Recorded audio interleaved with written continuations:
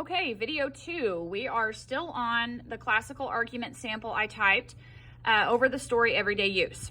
So I'm not really writing my essay about the story itself, but I'm writing my argument about an arguable issue within my story. So if you would like to read the story Everyday Use by Alice Walker, it might help you understand the context. But essentially, there is a mom in the story, and she has 2 daughters, and throughout the story you get to know each of the daughters and what they're like. But there is a debate of who should receive ownership of 2 family quilts, and the mom faces this conflict of who to choose. So I wrote my classical argument over which sister the mom should choose. So honestly, if you don't like the topic you've been working with, I have no problem if you want to do something similar. You could choose a story you've read, a novel you've read, a movie you've seen, something that is a fictional storyline, but yet it has some sort of argument or controversy in it that needs to be solved. And then you would actually write a classical argument over that. So if you would like to pursue that as a topic, that would be wonderful if you would like to. So I did actually write this. In my introduction, I had to assume my reader has never read the story. So I did have to give enough background on the story for people to understand.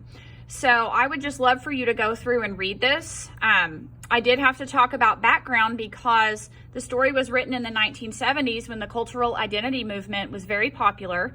And one of the sisters who was offered the quilts in the past only seems to want the quilts now all of a sudden because it became trendy in the 70s to have cultural artifacts from your family's past. So I did have to, in the background, let my reader know about that cultural identity movement. So whatever topic you choose, what background does your reader need to successfully comprehend your argument?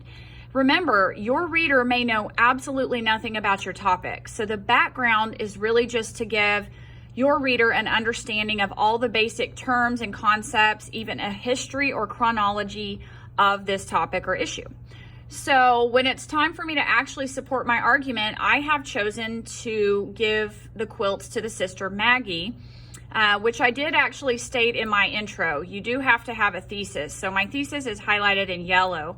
But now it's time in the evidence section for me to prove my thesis. So, sorry, I keep scrolling too far. So here's where I give my evidence. Primarily what I did is I cited textual evidence from the story, but then I did also find an article by an author named Baker who also supported why Maggie should have those quilts. And this person is considered a leader in their field. They have background and credentials to comment on the reasons why Maggie would receive the quilts. So that backed me up.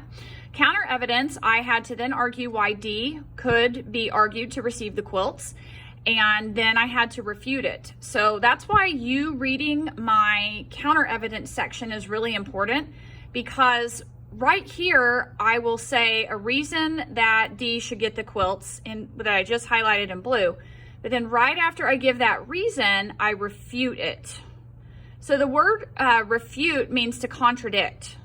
So giving credit to the other side, yes, we should do it, but then we should also refute or contradict why we are still right over the other side, if that makes sense. And you will practice doing some refuting on your assignments coming up. And then I have a conclusion where I restate my thesis and go over just the main reasons again. And then I have a works cited page. So I did cite from the story throughout my essay, which is why I have that on my works cited page. And then I had one source cited to back up my evidence section, the Houston Baker source. Oh, it just moved. And then my other source was cited to support the counter evidence section. So that's how I came up with my 3 sources. So anyway, that is my sample classical argument to help you understand the different parts.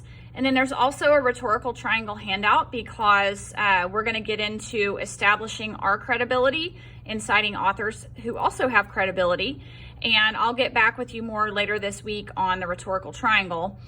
You are basically going to have just a couple of assignments. You're going to analyze an argumentative text or video. So you will have some choices below. So one is a TED Talk by Brian Stevenson. He's fabulous. He's my favorite. But these other articles are absolutely excellent. And then we have research and critical reading. This has extra credit on it. I would love for you to be able to do it, but we were out of our 1,000 points. But this is essentially what you're doing this week, is analyzing argument. And then on week 7, we will get into actually outlining and drafting and putting together our own classical argument. So all of those skills we've built on to do research and make a Works Cited page, all of that is going to continue being incorporated on the classical argument, except now you're taking a stance on that issue. So that's pretty much it for this week. If you have questions, please let me know.